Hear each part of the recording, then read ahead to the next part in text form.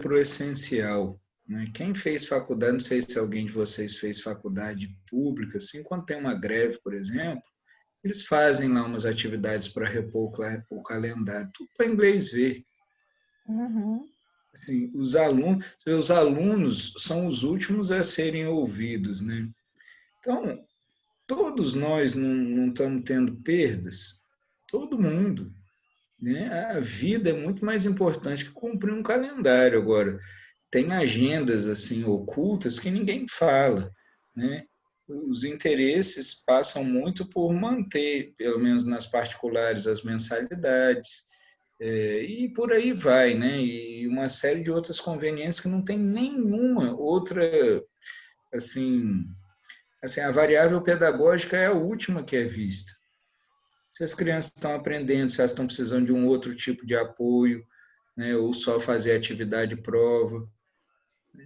As crianças podiam, né, ter atividade mais de cunho anímico, né, que a gente fala, que fortaleça a alma, né? Mas tudo bem, a gente vai fazendo o que dá. Vamos começar então o nosso estudo? Vamos. Vamos. Começar. E aí, quem leu, ouviu os áudios? Quem tem perguntas? Eu ouvi os áudios. Todo mundo, todo mundo. Quantas pessoas nós estamos? Estamos em 12. 12. Pronto. Foi bem interessante, Vitor, que você mesmo, né, estando ausente, você escolheu os textos, né, colocou para gente. Eu achei assim, primeiro foi Eu Te Amo, o outro foi O Amor. Me ajuda aí, gente. Foi O Amor. Interrompido? Não, quer ver? Peraí. Porque os 4 subsequentes, assim, foi Eu Te Amo, depois teve a questão do amor, aí teve o outro, o amor e o ódio. E agora esses 2 que você mandou. Eu sei que foram 2 encontros bem interessantes, porque tudo se referia à questão desse amor. Muitas vezes a gente fala o eu te amo, o que isso traz. O outro, como que era você dentro desse amor, não esse amor de homem e de mulher, no sentido de um relacionamento íntimo. Tem um que é o amor tolerante. Amor tolerante, esse é o nome. Isso. Foi. E o outro do ódio fala, né, que frequentemente isso tem a ver com ressentimento com um dos pais, né? Uhum. E quando você consegue olhar para isso, né, algo no outro se abre também. E esses outros 2, eles também seguem numa sequência, né, que fala do Sim. cuidado com o outro, consigo mesmo, com o outro, e da brandura. Eles todos estão relacionados. Você vê, todos eles apontam para atitudes muito úteis para um terapeuta ou para uma pessoa nas suas relações. Todos eles, né? Você vê que são atitudes, não tem nenhuma prescrição, assim, do tipo como você deve fazer. Não tem nada a ver com moralidade, tem a ver com uma atitude diante das pessoas. Eu estava lendo o texto que eu de manhã ouvi, eu fiquei assim, ele fala de uma brandura, da caridade, mas tem a caridade que, assim, tem uma caridade que eu me lembro que eu ouvia uma caridade que deixa você, que em vez de ser uma coisa boa, não é, entendeu? Não é construtiva. Não, exato. Tem uma parte no texto que fala sobre isso. E eu fiquei assim, meio, digo, caraca, até a caridade o sujeito tem que aprender a fazer, né? Ele fala assim, existe uma caridade que provém da fraqueza, que torna o outro exigente e envenena as relações em vez de aprofundá-las humanamente. Exatamente, foi isso aí, Vitor. Então, isso tem a ver com os dois lados, né? Tanto de quem oferece uma caridade humilhante, muitas vezes, e de quem se coloca numa postura, assim, de mendigar a ajuda do outro. Então, esses pedidos, você vê, a pior forma de exigência é a que tem a embalagem de pedido. Ela usa o verniz de um pedido.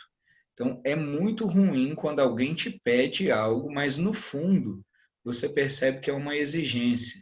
Então, ele fala, isso envenena as relações. Isso acontece com filhos, com os pais, acontece de monte entre casais, né? Acontece nas relações terapêuticas também, não só do paciente ou cliente, mas também dos terapeutas. Eu já atendi várias pessoas que falavam assim, eu me senti pressionada pela pessoa que me atendia, porque eu não estava dando o resultado que ela queria. Então, essa é uma coisa sutil, mas tem muitos terapeutas que se empenham, vamos dizer assim, pelo progresso da pessoa, não porque estão olhando para ela, mas porque querem provar o quanto eles são bons, usando os resultados ou cases de sucesso, né, com as pessoas que atendem. Uma coisa é você ser dedicado no seu trabalho, se alegrar com a melhora do outro, né? Outra coisa é usar o outro para provar que você é muito bom. Essas coisas, elas são muito sutis, né? Muito camaleônicas, então elas vão tomando a cor que precisa. Se alguma coisa denuncia ou aponta para isso, imediatamente ela toma uma cor diferente, entendeu? Então, esses pedidos, assim, ou essa caridade que tem essa característica é ruim. Então, normalmente, incita relações de dependência também, né? A boa ajuda é uma ajuda que normalmente preserva a dignidade do outro. Quando é possível ele ficar livre, se é uma situação crônica, ele pode receber uma ajuda constante, mas não de um jeito que ele se sente constrangido, né? Por exemplo, eu fiz um encontrozinho aqui, tem uma pessoa que veio, que ela está com uma certa dificuldade para andar e tal, e aí um outro amigo falou assim, vai, sobe a escada aí, se você cair eu te seguro. Ele falou assim, foi tão bom isso, melhor do que se alguém me pegasse pelo braço e me carregasse. Sabe, assim, ele olhou para a pessoa e falou assim, vai, experimenta um pouco, qual é o seu limite? Eu estou aqui a postos, se for preciso. Percebe? Assim? Então, é uma ajuda respeitosa. Então, lá nas ordens da ajuda, a gente vê isso, né? Você ajuda, né, naquele limite em que o outro pode fazer por ele mesmo, né? Ou fica a postos, né? Como criança também, né? Você vê crianças que elas são criadas com mais autonomia, elas têm um desenvolvimento psicomotor totalmente diferente do que aquela que é com tudo enfiado na boca. Cuidado, não pisa, olha aí, vai cair, é perigoso, vai machucar, isso, né? Então, aquela experimentação alegre que a gente tem por natureza, né, de provar o mundo, né, explorar o mundo, vai se tornando um medo, né? O Hellinger, nesse texto do cuidado, ele fala isso. Esse tipo de cuidado, né, ele vai ficando como um pano de fundo, né, dentro da gente. Aí, às vezes, você está assim, trabalhando com adultos e o adulto está constantemente perguntando assim, pode isso? Pode aquilo? Né? Não tem isso de pode ou não pode. Você experimenta e observa, experimenta e observa, né? E, assim, quando você é adulto, você pode experimentar com cautela, né? De um jeito que tenha contorno. Não precisa pedir autorização, sabe? A gente não está aqui para pedir autorização.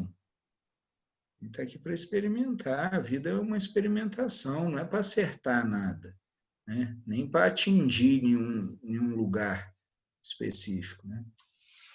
Então, isso é uma coisa assim muito importante. Às vezes, a comunicação ela tem o verniz de pedido. Então, tem gente que fala assim, olha, queria te falar uma coisa, é de coração mesmo. Sabe o que é? Aí vem lá, pá, aquela exigência imensa, né? com um verniz de respeito que a gente até às vezes acredita, né? Mas por trás é só exigência, entende? Então não tem a ver com a forma. Agora, tem pessoas que elas realmente fazem um pedido e deixam livre, assim, né? Olha, o sim como o não é bem-vindo, está tudo certo, né? Ou às vezes ela pede em silêncio, ela nem pede, mas a gente percebe, porque o pedido dela é tão respeitoso que às vezes ela nem chega a pronunciar, mas a gente ouve. Ele é gentil, assim, ele não é que ele é tímido, assim, mas ele é respeitoso, não invade, né? E isso abre o nosso coração. Quando uma coisa vem assim, isso abre o coração, né? Quem tem filhos, por exemplo, se um filho chega e fala assim, mãe, pai, eu estava vendo uma coisa aqui, eu acho que é um pouco caro, mas se der para dar de Natal e aniversário junto, sabe? Às vezes vem, né, com toda consideração, mas não vem manipulando, não, vem com sinceridade, assim, fala, não sei se dá, mas se der, tal, percebe? E isso imediatamente abre, né? Mas quando vem com exigência, né, uma coisa se fecha dentro de nós. Então, isso é muito... Vitor, oi, Oi? boa noite, Regina. Então, Vitor, mas coisinha difícil que você está falando, né? Porque, nossa, tem situações que é muito difícil, assim, eu realmente eu não sei comportar. Eu acho que eu sou muito estourada, muito... Uma pessoa difícil, eu sou. Mas, um exemplo, ontem, eu fui tirar foto para o passaporte e a pessoa, e eu cheguei educada, é claro, mas a pessoa é tão mal educada, a pessoa é tão exigente, assim, trata a gente tão mal que, de verdade, eu estava com vontade de dar na cara dela. E como que eu vou fazer para não ter esse sentimento, para me lidar com essa situação tão difícil? Eu acho difícil demais, porque eu já acho difícil pedir as coisas, mas quando eu peço, eu procuro não ter essa exigência, né? Que a tendência na troca é meio assim, eu fiz, meio que claro que a pessoa vai fazer por mim também, né? Um favor, uma gentileza, uma coisa. Agora, numa dessa que a pessoa está ali, ela está no trabalho dela, a função dela é servir o cliente. E ser mal educada assim, eu não sei comportar numa situação dessa. Uhum. Assim, vai depender um pouco do seu estado, né? De como você vai poder lidar com isso.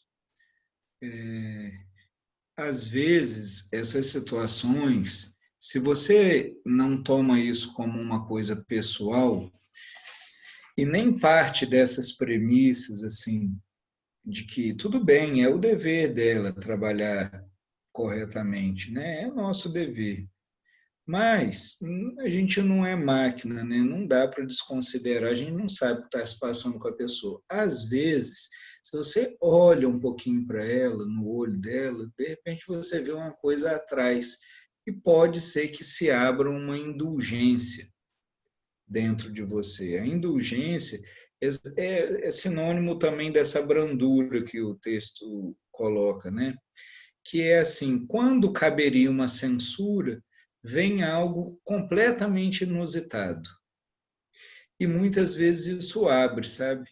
Eu já tive muitas experiências assim, de ter gente que fala assim, você não vai lá naquele turno não, que a pessoa que trabalha lá vive de cara amarrada, etc. E às vezes a pessoa trata bem, né? Se a gente não vai prevenido. Então, é óbvio que não é uma coisa assim, talvez automática, né? Você vai ter que dirigir o seu olhar um pouquinho para isso. Mas você é livre para reagir também. O fato é que a reatividade não te deixa confortável, pelo menos como você está falando, né? Então, a gente pode reagir também. Falar, escuta, é seu trabalho. Pode, né? Mas não parece uma boa solução, né? nem para nós, nem para o outro, porque aí o outro se defende mais ainda, quando a gente exige, né? Então, isso é mais que não é mais do que a sua obrigação. Mas a gente pode também dar uma dura bem tranquila, bem calminha. Uhum. Pode, você Pode botar o pode. sujeito no lugar dele. Pelo menos É, eu acho isso, sabe por quê? Eu aprendi, assim, com tudo isso que eu venho buscando e tal, eu aprendi. Trabalhei com uma pessoa há 2 anos que ela é uma pessoa super coitadinha, assim, agressiva e tudo. E um dia ela falou alto comigo. Eu não falei alto com ela, mas eu botei ela no lugar dela. Eu digo, não fale comigo desse jeito, porque eu jamais vou falar com ninguém assim. Se você quiser falar educadamente, você fala. uhum, Nunca mais. Se ela ainda puxava meu saco. E eu dei uma dura. O marido dela ficou branco da cor das paredes. Então, uhum. eu acho que você também tem que É, botar o sujeito no lugar dele, mas você, com calma, assim, você respira e bota.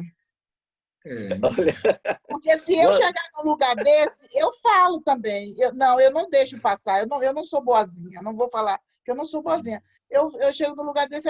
Outro dia também eu falei numa loja. Eu falei assim: Are you bad mood? Tá de mau humor, minha amiga? Ô, amada, você tá de mau humor hoje? Falei na tampa. Então, uhum. sabe, aí ela mudou. Por isso bo- que boa isso. noite a todos. Boa noite, Vitor. Boa noite. Desculpa interromper, mas só acrescentando o comentário da Rita, eu estou passando uma situação mais ou menos assim no trabalho, que dá vontade de mandar a pessoa se colocar no lugar dela. Mas aquela situação, o que acontece? Vou fazer esse comentário com respeito à minha pessoa, aí você continua a sua explicação, Vitor, já pegando um gancho para mim, para a questão que eu vou colocar para você. Porque assim, eu sou o tipo de pessoa que segurei muita coisa na vida, sabe? Sofri muito bullying, muita assim, perseguição dos colegas e tudo mais. Então eu cresci nesse meio onde eu sou o filho, o caçula não tem direito a nada, né? É o último a ser ouvido, né? Se for. Então, assim, é uma situação que eu tive que aprender a me posicionar, que foi difícil para mim. E, e eu tenho aprendido isso com os anos, né?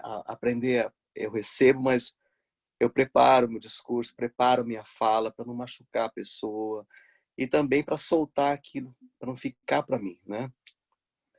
É uma coisa mais, sai uma conversa mais pasteurizada. Porque se fosse pelo Alfredo Mendes, ia mandar para o raio que o parta, mais ou menos assim, né? Porque eu aprendi a soltar. Agora que eu aprendi a soltar, eu tenho que aprender a pasteurizar isso para não virar um ciclo vicioso, né? E acabar me agarrando mais na situação. É, quando, assim, tem uma coisa que é interessante, né? Os comentários que vocês fizeram, assim, é como se desse a entender que, assim, a gente tem que ter vozinha mansa e atitude passiva. Não é isso. Mas nós estamos falando aqui de uma condição de, numa relação, não exigir do outro. É só isso. Agora, o que a Regina trouxe, né, o que a Rita também falou, isso tem a ver assim com funções, né, e com um distrato gratuito. Isso é outra coisa, né? Então aí seria o posicionamento, né? Então você pode se posicionar do jeito que for possível para você. Tem jeitos que abrem mais, né, o contato e outros que fecham, né? Então esse é um ponto. Agora, essa brandura, você vê, ele fala assim, ela fica em segundo plano. Ela é como uma atmosfera que permeia a comunicação. Então, isso tem muito mais a ver com o seu olhar do que com a forma com que a gente fala. Às vezes a gente até fala firme, mas tem uma brandura, assim, parece contraditório, né? Mas tem uma brandura, assim, né? Tem uma indulgência. E às vezes a gente sinaliza algo, já vou te ouvir, Jade, sinaliza algo até por amor à pessoa, né? Porque se você dá um feedback para alguém, ela pode ter medidas de como ela está, do que ela desperta nas relações, mas é importante assim que realmente isso tenha o outro em consideração. Porque normalmente a gente está olhando só para nós. Não quero que fale assim comigo. Não aceito isso. Eu estou olhando para mim. Esse texto está falando assim da gente olhar para o outro um pouco. E ter o cuidado também com o outro. Não quer dizer que a gente tenha que ficar feito um banana sendo atropelado por aí. Não estou dizendo isso. Com certeza, não mesmo. Mas, assim, isso aqui é a direção do olhar só. Então, quando a gente está num trabalho assim, né, num relacionamento com uma pessoa, seja familiar, seja de atendimento, né, a gente vai dirigir, perceber o outro. Você vê, perceber o outro é uma coisa meio rara. Porque se a gente parte da premissa assim, essa pessoa ela está só exercendo uma função, a gente já não percebeu ela, porque ela não é aquele funcionário, ela é uma pessoa trabalhando. Então a gente já deixou de perceber ela e reduziu um pouco ela a alguma função, né? Eu não estou invalidando que é super desagradável ser maltratado, não é isso. Mas, assim, essa observação ela é um pouquinho mais, assim, né, ela tem um pouquinho mais de riqueza de detalhes, né?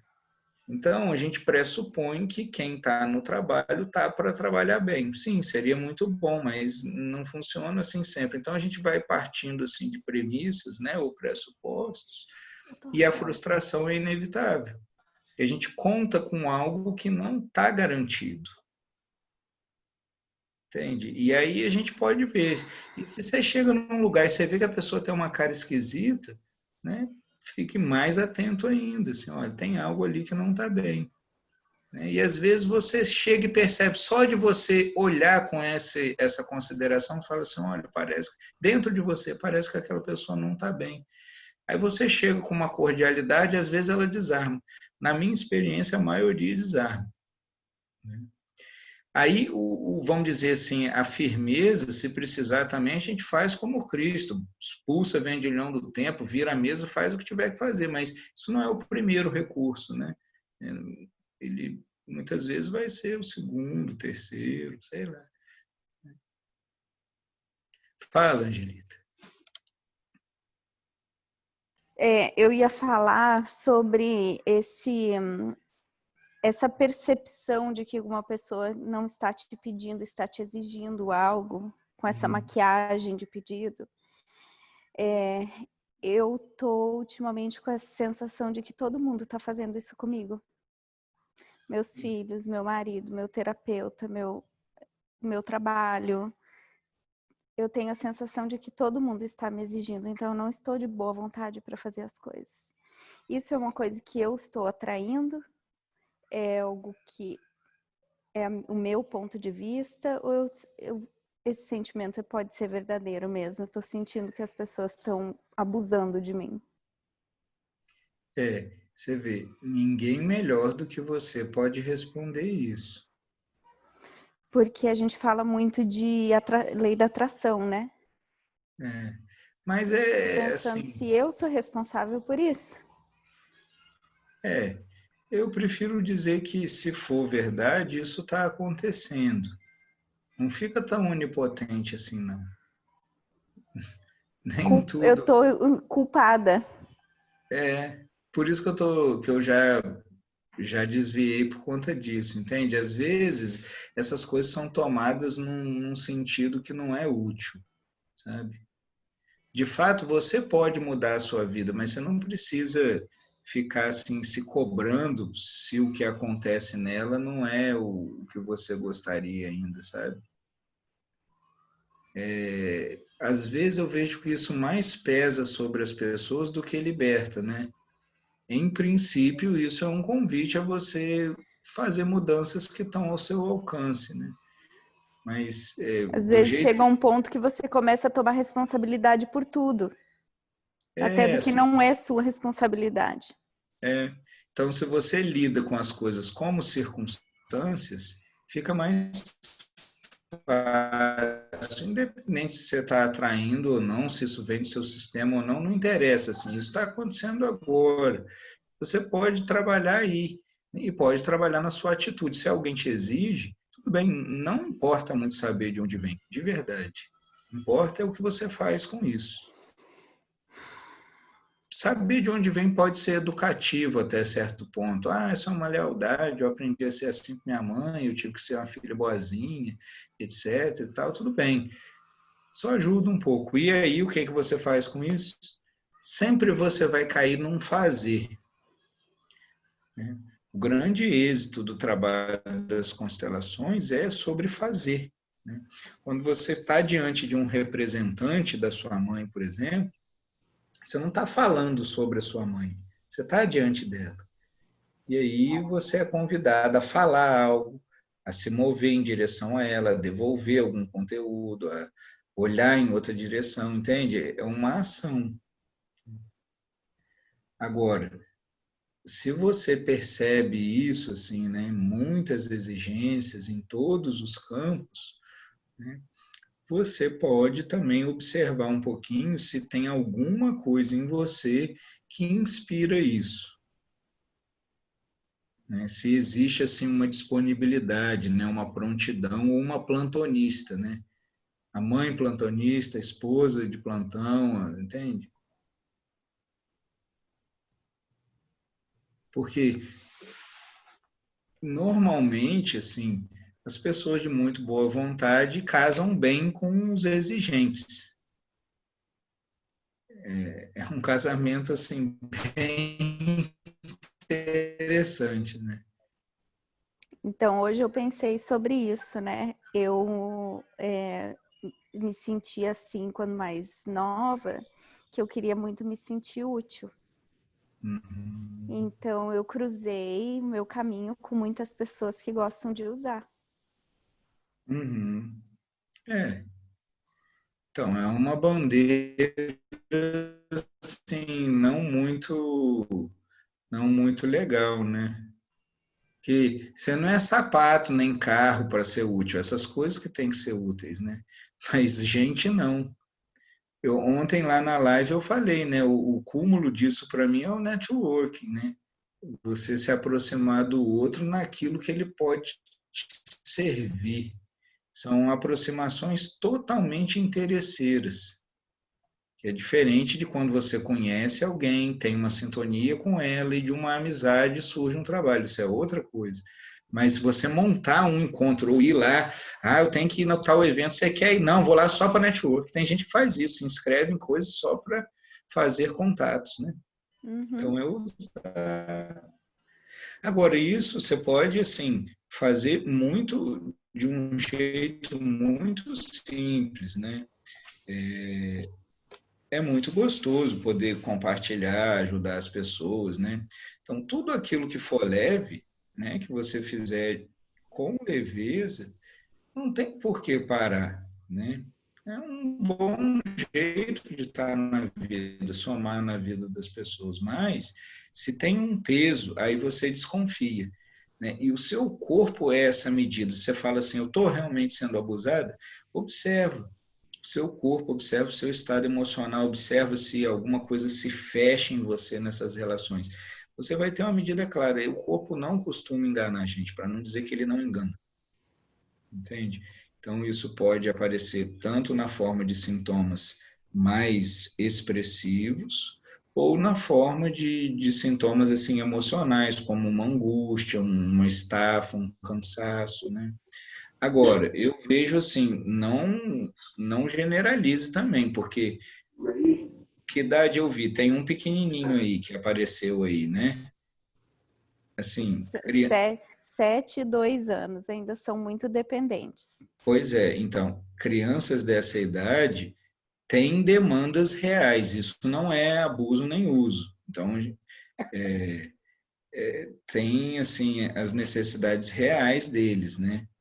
Que também você pode ir dizendo que você existe, aos pouquinhos eles vão precisar aprender, né? mas tem coisa que é necessidade real, afeto. Você vê, às vezes a gente fala assim, essa criança só está chamando atenção. Puxa, então vamos dar atenção, porque é só isso que ela quer. Isso não é mal, né? Nem sempre vai dar para atender o tempo inteiro, mas tem muitas vezes que o pedido delas é legítimo, né? Que é um pouquinho de olhar, não é para nenhuma função, não seja só dar banho e comida, né? Mas que seja estar junto para nada. Ai, essa Só medida que para a estar gente junto. fica. Tem horas que eles pedem isso. Essa medida que a gente nunca sabe, né? Como pai e mãe. E nunca vai saber e não vai ser perfeito mesmo. E tá tudo bem. Mas a gente pode assim, se dedicar a olhar. Porque se a gente olha, normalmente isso se revela. Entende? Assim, se é uma demanda real, se é possível de atender, né? Ou se você não pode, às vezes você pode falar, olha, agora não, né? Não de jeito nenhum, não agora, daqui a pouquinho sim, porque eles também têm que ir se inserindo no mundo, isso é importante para o desenvolvimento deles. Mas quando a gente fala isso, não é para cair sobre os ombros como um peso, né? De ter que acertar e ter que achar essa medida. Isso são só, assim, indicadores, né? Ou regiões que valem a pena ser observadas. Só isso, mas não tem receita, nem um protocolo que precisa ser seguido. Então, o Winnicott, que estudou muito a relação da mãe com o bebê, ele falava isso, a mãe só precisa ser suficientemente boa. E o Hellinger, de um jeito diferente, fala a mesma coisa. Ele fala assim, os pais perfeitos não preparam os filhos para a vida. E mesmo que você tenha suas dificuldades com seu pai e com sua mãe, hoje você é mãe e você sabe que apesar de não ser o que eles querem, isso não tem nada a ver com o amor que você sente por eles. E também vai chegar o dia deles serem adultos e pararem de sonhar com pais diferentes e reais. E enquanto isso, você não endossa nada disso. E valida a sua maternidade do jeito que ela é.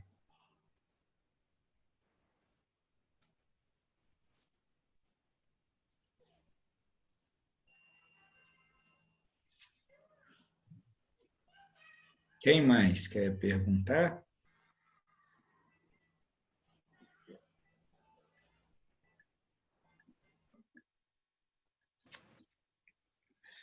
Se eu puder fazer uma pergunta, Vitor, mais ou menos. Primeiramente, que ótimo ver você novamente. Ficamos com saudade, viu, Vitor? Obrigado. De você. E muito bacana os textos. Me lembrei muito de você quando no segundo texto, porque você veio muito na minha cabeça, porque eu acho que você é um exemplo da personalidade de abrandar, né? De estar abrandando uma situação. Em relação aos filhos, né? Filhos adultos. E quando você quer dar uma opinião a eles, é uma coisa muito complicada, porque uma criança, você vê o perigo, você vai parar essa criança, não pode, e você vai dar um limite a essa criança. Quando eles são adultos, é muito difícil você tomar essa posição. Mas muitas vezes você está vendo que eles estão se afundando, que eles estão fazendo uma coisa perigosa, por exemplo, né? Uhum. Então, é muito difícil de dar essa opinião sem fechar aquele canal. Não é verdade? Se você comentasse um pouquinho sobre isso. Só precisa ver assim, né?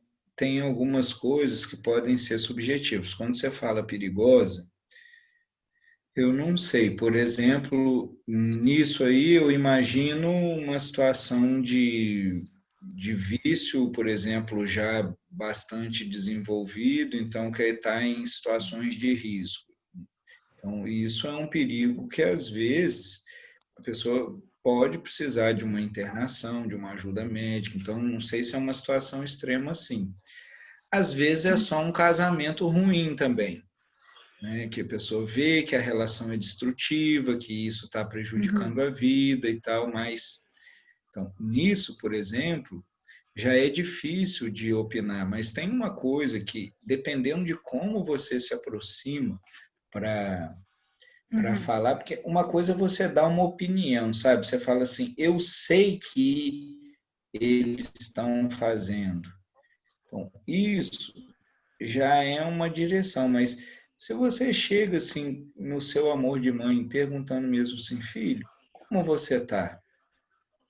Sabe, o último dia que você esteve aqui em casa, eu não sei, eu notei o seu olhar um pouco diferente. É impressão minha ou está acontecendo alguma coisa? Então, você não sabe, você pode achar que sabe, mas você não sabe de fato o que está acontecendo dentro dele, né? Então, é claro que os pais têm uma medida dos filhos assim, né? Então percebe quando o semblante está bom, quando não está, mas sim, essa é uma forma, mas não é a forma que eu estou falando assim, eu só estou tentando descrever a atitude que está internamente, assim, uma curiosidade verdadeira. Do mesmo jeito que depois que você estava falando da sua avó, no finalzinho você falou assim, mas no fundo eu não sei o que é melhor realmente para ela. Eu falei, ó, isso é muito bom. Sim, esse lugar é muito bom, né? Se você só fica do lado de alguém assim, muitas coisas se abrem, muitas coisas se abrem, né? Então, dá para você se aproximar assim, desse jeito, e você vai tateando, né? E muitas vezes, chegando assim, desse lugar, uma coisa se abre. Mas se a gente já tem assim, a percepção fechada e chega assim, eu só preciso mostrar para ele, convencer isso do que só ele não vê.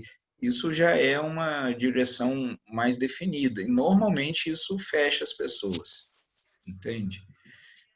Então, tem um pouco a ver com isso. Eu tenho uma experiência, não sei se eu já contei aqui, quando eu tinha uns 14 anos, minha mãe pegou um maço de cigarro na minha bolsa, da escola, na mochila, e meu pai tinha parado de fumar, ela fumava ainda. E ela falou assim, olha, filho, eu não tenho nem autoridade moral para te falar nada, né? Mas quando eu comecei, era uma coisa assim bastante estimulada, a gente era um outro contexto, eu não tinha um monte de informações que eu tenho hoje e que você tem também. Eu quero parar e tenho dificuldade com isso. Eu não gostaria disso para você, mas eu não posso te pedir nada. Você vê, e saiu, não falou mais nada, nunca mais me perguntou se eu tinha continuado, se eu não tinha continuado, né? Mas aquilo foi tão bom, assim, a honestidade com que ela falou comigo, o lugar que ela falou, assim, sem exigir, ela não deu carteirada de mãe, sabe? Ela, mesmo que não gostasse, assim, ela falou desse jeito, assim, aquilo ficou em mim, sabe? Aí no último Dia das Mães eu mandei para ela uma cartinha assim, lembrei disso, escrevi para ela. Ela falou assim: "Nossa, filho, eu nem lembrava disso". Falei: mãe, as melhores coisas a gente nem sabe que fez, né? E de repente as que ela achou que era muito boa nem foram. Mas essa, por exemplo, né? Não é porque ela não me deu bronca. Essa foi a brandura que o Hellinger falou. Onde se poderia esperar uma censura, vem outra coisa. Quer dizer, aquilo me fecundou muito mais do que se ela tivesse me dado uma palestra de saúde, entende? Então, esse cuidado, assim, isso a gente importa. Isso vira autocuidado depois. E teve muitas situações, né? Eu estava como adolescente, assim, que eu percebi, assim, né, um limite até onde que eu ia. Eu sentia isso, essa atmosfera dela, entendeu? Então, isso é muito bom. Né? Tem um monte de outras coisas que ela não foi tão respeitosa assim, né? Mas tudo bem. Porque ela fala, mas eu sou sua mãe. Eu falo, sim, mas você não tem direito de entrar nisso. Mas foi humilde, né? Exatamente como diz o texto, a brandura benéfica é humilde. É E o muito Cristo, verdadeiro. e o Cristo fala muito isso também, né? Pra gente ser manso, ele não fala manso no sentido de ser bonzinho, mas no sentido de ser humilde. É partir do não julgar, né? É de só uma reflexão de um olhar, do nosso olhar, do nosso lugar. E pode ser diferente do lugar do que o outro está olhando, né? Isso torna tudo tão diferente, as relações ficam mais ricas, né? E é uma atitude, né? É gozado, assim, você vê, por exemplo, tem filhos, né, que conversam um pouco com os pais, né? Mas quando eles falam com os pais dos amigos, eles se abrem totalmente. Por quê? Porque eles não têm agenda com aquela criança. Não é que não se importam, mas eles não estão nesse lugar de obrigação. E aí, muitas vezes, eles encontram brechas em um canal, né, de cuidado, de orientação maior até, né, do que os pais, né? Então, é interessante, mas isso tem a ver com o lugar, não tem a ver com a relação em si, né? Tem a ver com o lugar que cada um ocupa naquele relacionamento. Dentro da terapia também. Muitas vezes a gente, assim, tem uma atitude de não curiosidade, né? Eu uma vez teve uma moça que eu atendi e ela falou, tem uma coisa que eu não consigo falar. Eu falei assim, não precisa falar. E a gente fez todo um trabalho sem saber o que era, mas só acompanhando. Eu falei, então você vai entrar em contato com isso agora. E ela entrou, mobilizou um monte de coisas, né? E foi possível, aquilo dali foi possível, né? Entende? Então, mesmo ali numa relação que é sigilosa, às vezes até ali aparece isso, assim. Então, e acontece às vezes depois da pessoa falar, assim, agora isso já não tem mais nenhum um sentido, né?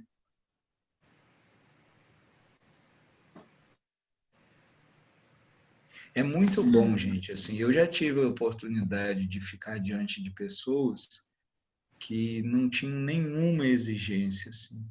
É muito bom. É muito bom. É uma coisa silenciosa, não tem a ver com falar, não. Mas é uma atitude que você consegue perceber. Márcia, também fico pensando, dentro da minha experiência como mãe, que às vezes fica contaminada nos filhotes aquela mãe que nós um dia fomos até os 10, 12, 15 anos, que eles agora aos 30, eles mesmo que nós hoje, em tempo algum, tenhamos interesse em ter aquela forma de nos posicionar, nós mudamos tanto porque nós temos já confiança plena naquilo que eles se tornaram, mas eles, às vezes, talvez ainda guardem dentro de registros, né?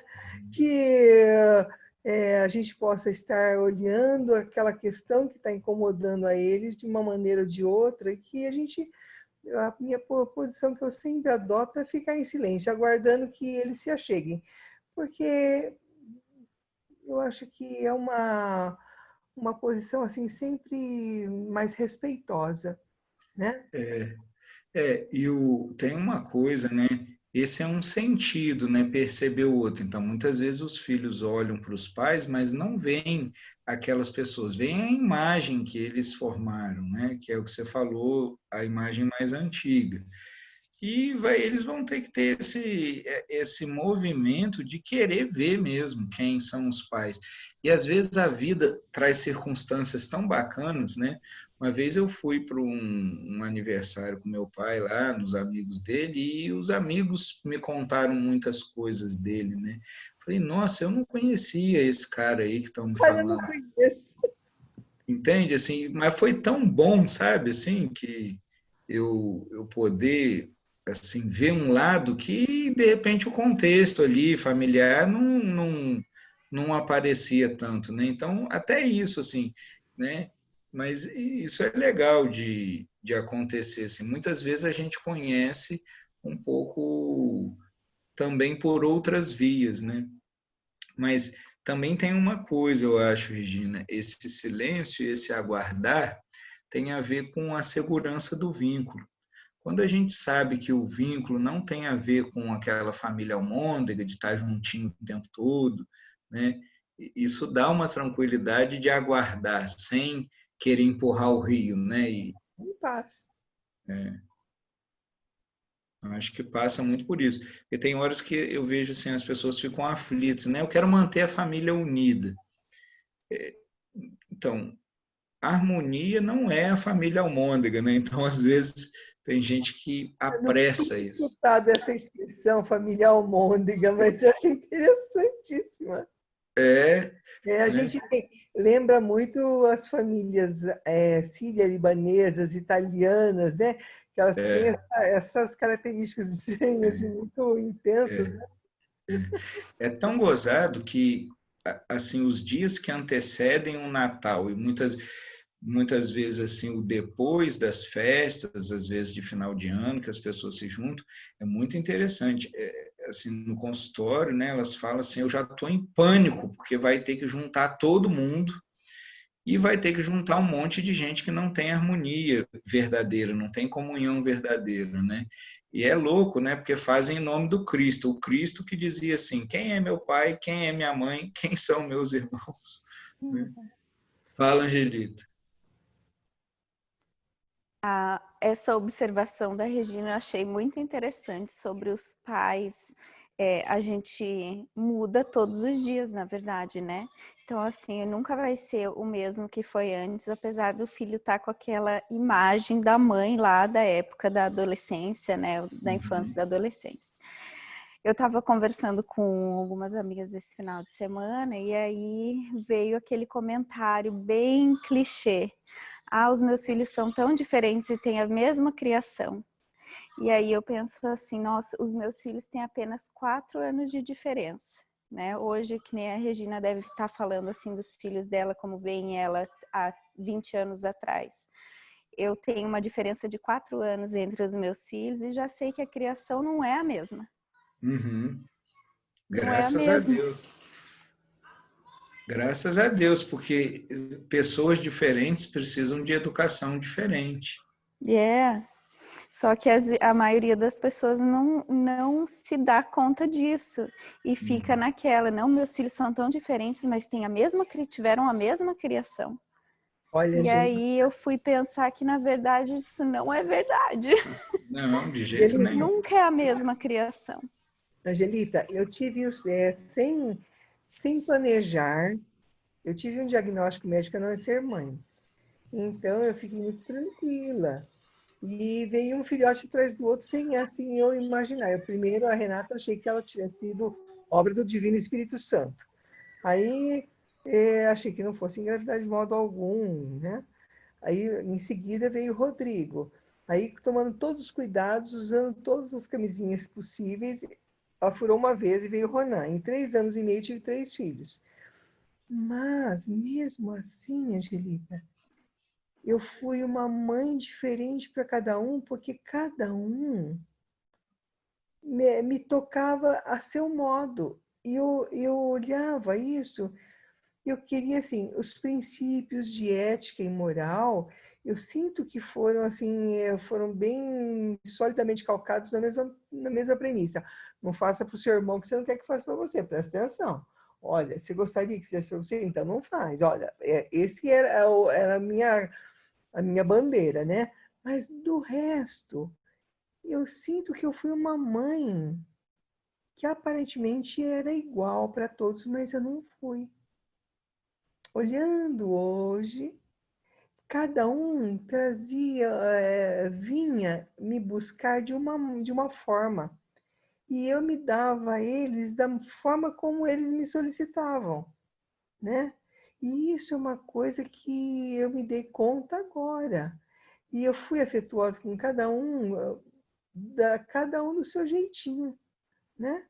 e frustrando também cada um a seu modo, mas de uma maneira muito única, né? A gente não consegue ser igual mesmo, não dá. Isso é fantasia de alguém que imaginou isso, né? Eu tenho amigas que têm filhos, são gêmeos. Ela não é, ela fala que é, mas eu vejo que não consegue ser. São almas diferentes que, olha, eu vejo, solicita a gente de forma diferente, não é? Você já percebeu isso? Um é mais quietinho, o outro é mais falante, o outro é mais curioso. Cada um te chama você para ele da maneira dele, né? E aí você vai se dando, porque também você está numa experiência primeira com cada maternagem, né? Então você também está fazendo o seu melhor, tentando construir vínculos sadios, né? E vão caminhando, né? É isso mesmo, Regina. Né?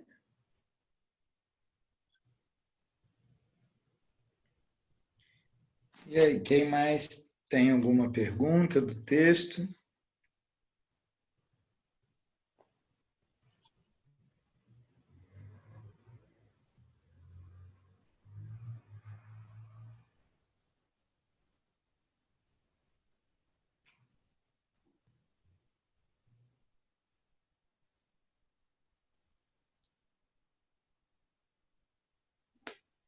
A Evelyn falou que vai jogar no grupo.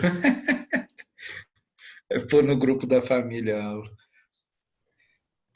Tem uma coisa que eu acho que é legal de vocês observarem. No texto do cuidado, ele fala assim, de um cuidado que tem um cuidado que nos deixa um pouco prevenidos em relação ao outro, né? Do tipo, ó, cuidado, quem é essa pessoa aí, né?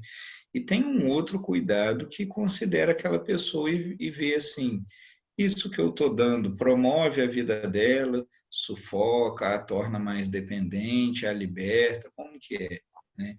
Então, ele fala assim, esse cuidado que olha para o outro, ao contrário da desconfiança, nos torna abertos a essa pessoa. Ele une, é a base do respeito e do amor. Então, é aquele tatear que fica assim, né, constantemente perguntando quem é essa pessoa, o que se passa com ela, né, o que pode promover a vida dela exatamente agora, como que é? Então, é um tatear no escuro, né? Esse é um tipo de cuidado muito delicado e muito útil nas relações. É muito bem-vindo, que é diferente da prevenção. A gente poderia, às vezes, usar palavras diferentes porque demarca melhor a atitude, né? É diferente de estar prevenido com as pessoas. Então, o cuidado, né? Cuidar é uma arte mesmo. É diferente de viver prevenido, né? No que o outro me ameaça, né? Isso é uma prevenção, né? Essa é a diferença que o Hellinger fala, né? Que tem muito a ver com isso. O mundo é perigoso. Uma vez teve uma moça que falou assim para mim, minha mãe dizia assim, cuidado com o homem que fala bem, porque eles vão te enganar, sabe? Você não pode... Então, uma vez ela conheceu um cara, né? E ele se expressar, e ela falou assim, eu já fiquei, ela falou que dentro dela foi quase como um sensor, sabe? Assim, uma coisa que, né, deixou alerta. Porque é isso, assim, é gente com lábia, é gente que vai enganar, presta atenção, né? Ou faz uma prevenção generalista, né? O homem é tudo igual, né? E do outro lado também. Ó, a mulher, ou ela te levanta ou te derruba. Cuidado, né? Então, a gente vai tendo prevenções em relação aos outros que nos impedem de realmente nos abrirmos para um relacionamento, né? O relacionamento é uma coisa viva. A gente precisa de abertura para isso, senão a gente vai ficar o tempo inteiro se defendendo, se protegendo. É uma pena, né? Empobrece a relação. Mas sabe, eu não sei se eu estou tendo alguma viagem, sabe, Vitor? Mas eu volto para a relação dos filhos, né? Às vezes, principalmente numa idade depois dos 20 e pouco, eles estão em umas transformações tão grandes nesse momento que eles estão tentando se ajustar quem é eles, quem são eles, né? Dentro daquele contexto de eu não sou mais aquilo que a minha família pensa que sou, porque nem eu mesmo sei quem sou, mas eu sei que eu não sou mais aquilo e não sei bem, eu estou chegando a algum lugar, sabe Deus aonde. E eles ficam distantes e e parece que fica um vácuo, né?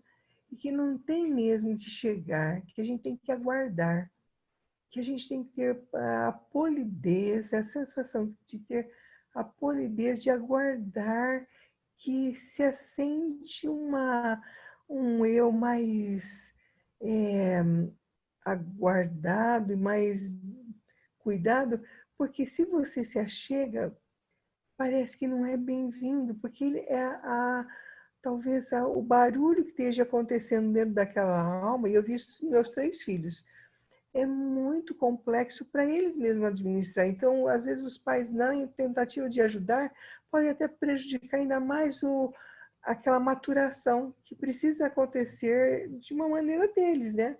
Cada um do seu modo, né? Isso tem mais a ver com o mundo do que com os pais agora, essa idade, né? 20 e pouco para frente. Claro, um apoio pontual pode ser bem-vindo e tudo mais, mas é de fato mais eles e o mundo, é a fase da batalha da vida, né? A busca por estabilidade, um enquadramento profissional.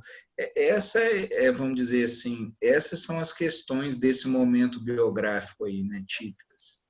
Né? Então, e agora a gente vê o contrário também acontecer, né? Pais seduzirem os filhos para permanecerem perto, e aí isso cria uma dependência e piora muito as relações, porque é tudo o que não se deseja, né? Tudo que não é desejável. Aí vai criando um endividamento na relação, né? A gente, em psicologia, eles têm chamado isso de adultescência, né? Esse fenômeno que se estende, né? Ad infinitum, né? 30 e poucos anos, 40. Você sabe que às vezes eu penso, Vitor, não sei se me corrija se você entender como inadequado. Eu acredito que talvez esteja acontecendo com esses pais uma certa dificuldade em assimilar também o seu momento na vida, né? Eu acho que eu tenho visto almas assim buscando se segurar em elos, assim, montar às vezes até algemas. Você fala assim, para quê? Aí você vai olhar com carinho, você fala assim, nossa, ela está com dificuldade, essa alma de viver a própria vida, né?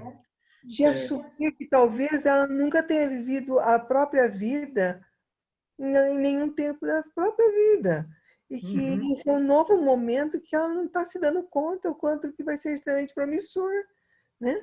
Mas ela fica se agarrando aos filhotes, né? E aí é um prejuízo, acho que para todos, você não acha? Essa é uma especialização, né? A pessoa se especializa em ser mãe ou pai, porque isso é uma coisa monotemática, né? Se não tem mais de quem cuidar, né? Experimenta um vazio e uma coisa perdida na E vida. também não é cultural também, Vitor?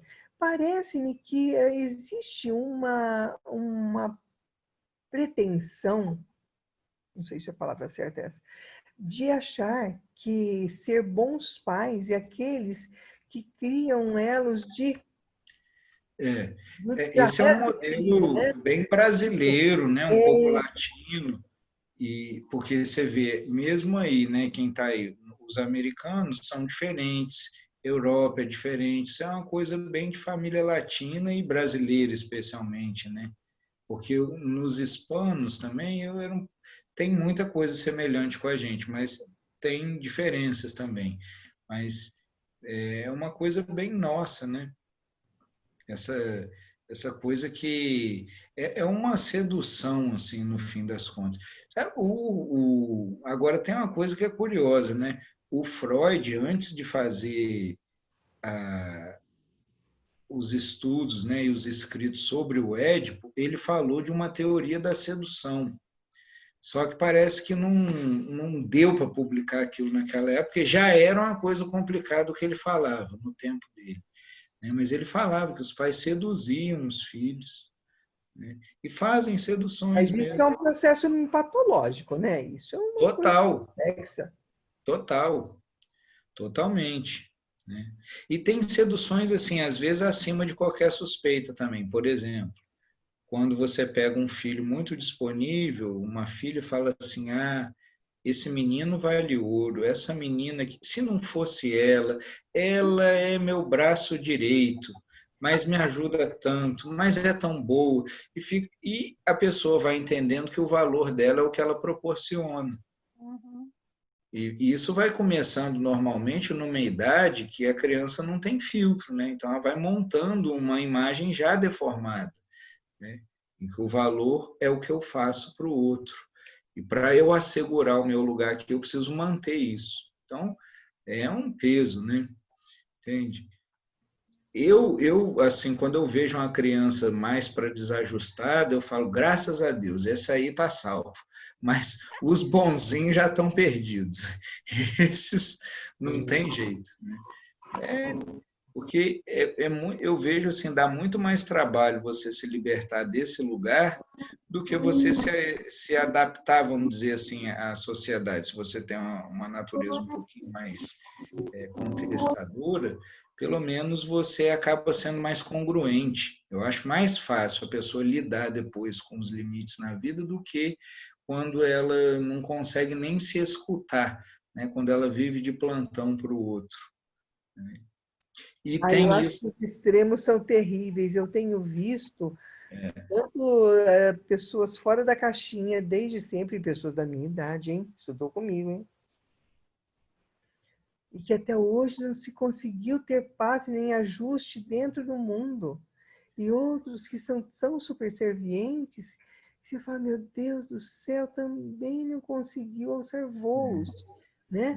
É muito complexo. Mas né? quando eu digo desajustado, não é que a pessoa não consiga transitar na vida. O que eu quero dizer é assim, que ela não fica se adequando o tempo inteiro, né? Ela pode ser assim, ter mais autoria, né? Ser autora da vida dela, mas nesse sentido que eu digo assim, porque o outro também esse outro polo que você colocou também é só reatividade, não é uma ação, né? É só reatividade. Aí também não é, porque não está brigando nem sabe com o quê, mas na dúvida eu brigo, né? Então isso também não é muito produtivo, né? Não é nada produtivo.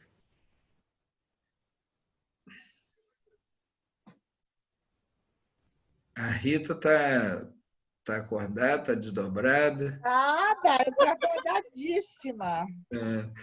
É porque eu estou cansada. Achei que você estava buscando a mensagem do astral aí pra gente. E aí? Nada. Imagina, depois de 2 semanas sem você, tem que sugar tudo, amado.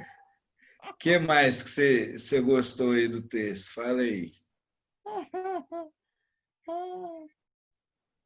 Eu gostei de ouvir a Marilis fazendo os textos.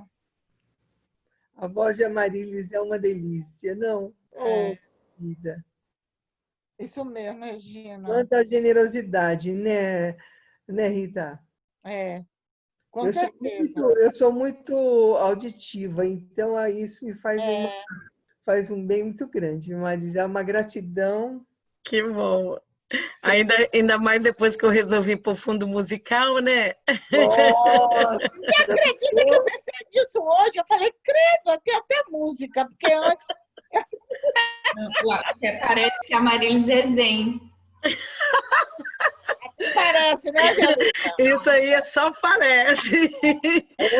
Mas eu tenho melhorado, Vitor. Fala aí, Vitor. De quando você me conheceu, a primeira vez que você me viu, a primeira, e não foi quando você veio dar aula, não. Primeira vez, Vitor. Não, tudo bem. Eu quero ver a próxima vez que eu for. A última vez eu não sei nem como eu voltei vivo. Coitada, quê, Vitor? Conta. Aprontaram com você? Ô, Porque Vitor, ela faz um Vitor, ralinho lá no você rolando. lembra de tanto óleo que eu te dei para você poder melhorar? Chegou uma hora que eu faço sono com esses olhos daqui que eu não. Não, eu não parava. Ela falava, eu montei um grupo para a gente amanhã, depois da aula, depois tem mais atendimento, depois não sei o quê, depois. E aí é tudo fechado no ar-condicionado. Minha garganta foi ressecando, eu fui tendo sei lá, não sei se foi uma alergia, um negócio. Falei, Maris, pelo amor de Deus, me dá um pouquinho de folga, não estou aguentando mais. Ela falou, não, calma aí, vamos ali, vamos fazer um movimento. Quase matou o homem. Nada, teve um dia que chegou a começar a falhar a voz, né? Aí eu falei, Marides, dá... Aí teve um dia que ela marcou, juro por Deus, depois de um dia inteirinho, ela marcou um atendimento meia-noite para mim. Ô, Vitor, eu estava aqui sem dormir, aí estou vendo meu celular, blá, blá, blá, blá, meia-noite tanto. Aí quando eu olhei a Marília, já digo, tá acordada. Aí ela eu digo, é porque eu estou tentando dormir. Aí ela mandou meditação, mandou esse cambal todo aí para mim, mais meia-noite. Não, aí outro dia eu sugiro para a Marilis assim, Marilis, eu acho que você tem que tirar uma atividade da sua semana. Eu sugeri isso para ela. Daqui a pouco eu só recebo os folderzinhos assim, live não sei quando, grupo de estudo sábado, mas não sei o que, não sei quando. Eu falei, tô vendo, tô fazendo direitinho, só acrescentando. Eu não sei, criatura. Ô, gente, é muito bom estar com os professores. Tem hora que a gente se diverte, viu? Ô, Maria, que grupo é esse de sábado daí de estudo que você não me colocou, menina do céu? Presta atenção. Isso é no Facebook, lindinha. Você é convidada também, uai. Facebook? No Facebook a gente tem um grupo de estudo. Nossa, eu tenho que localizar como é que chega nesse canto, eu não estou sabendo. Para acompanhar a Marilis, você tem que ser duas pessoas, que não dá. Ô, Marilis, que estudo no Facebook, eu também estou sabendo. É do Access, você tá lá. Então, é só a pessoa entrar. Nós estamos e não sabemos, Rita. Você está sabendo uma coisa dessa? É tanta coisa que ela bota aí. Esses dias eu falei assim, a Marilis, é tanta coisa que eu me perdi. Ela, mas você é meu carrapato. Eu falei, caraca, eu já estou perdida aqui de tanta coisa. Tem que ter um curso de desdobramento, porque aí consegue estar em todo lugar. Tem que ter, Evelyn, um curso mesmo de desdobramento. Ó, gente, a primeira vez que o Vitor veio, vamos contar agora aqui um pouquinho, isso foi o cuidado que eu tive com ele, porque eu recebi a ligação que era para me encontrar com ele, que ele era professor do Imensa Vida. Aí eu falei assim, meu Deus, mas ele está lá em Miami, eu estou aqui, os horários, quando eu ligava, ele não estava em shopping comprando coisa para o Miguel, aquela confusão toda. Aí eu falei, então tá. Aí um dia eu falei assim, tá, na segunda-feira de noite, como que vocês estão? Que já estava quase véspera dele ir embora. Não, então tá. Então eu falei, vocês têm como vir até aqui? Tem, beleza. Eu falei, então tá, então a gente vai encontrar numa reunião. Uma armadilha ela montou para mim.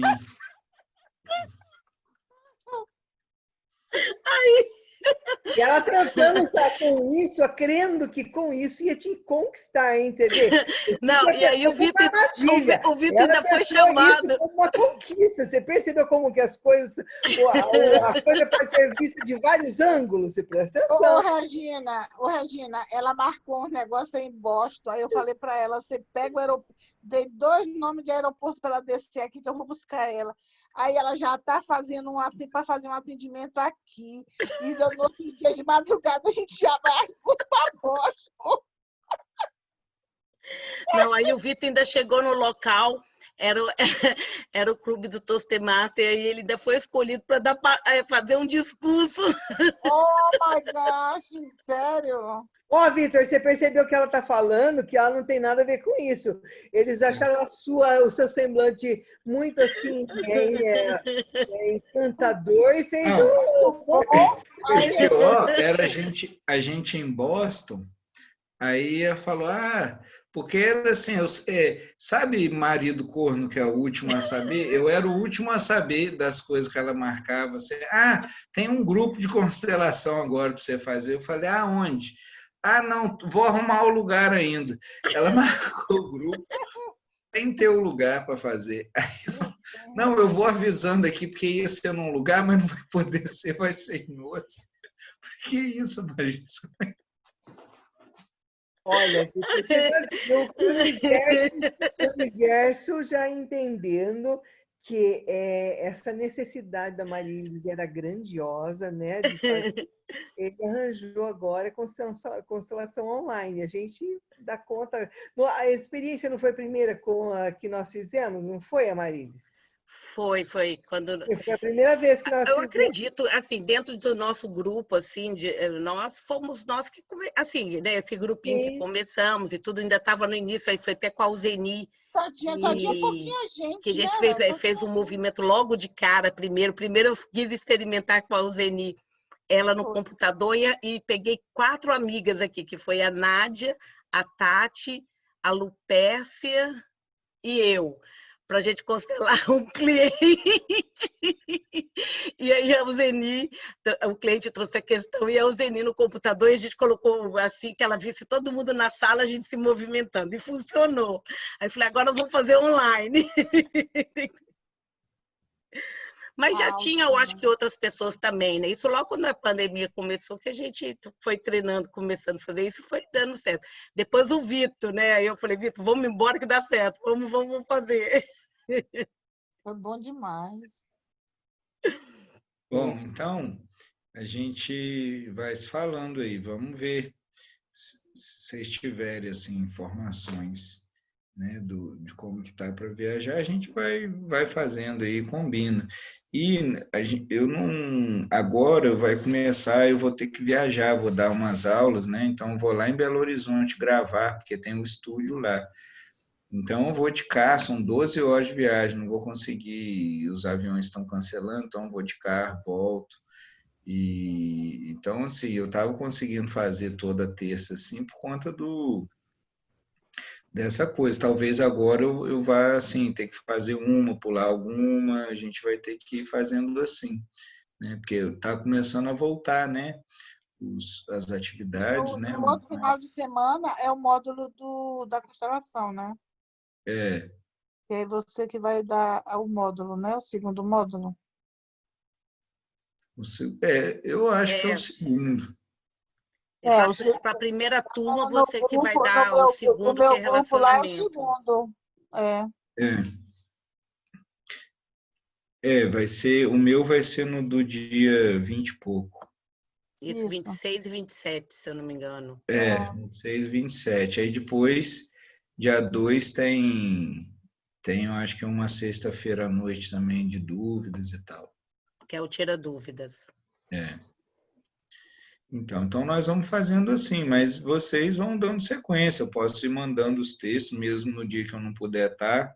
Então, depois também, no final do mês, vai ter uma imersão aqui, que aí eu vou ficar também, entendeu? Então, agora está voltando as atividades, né?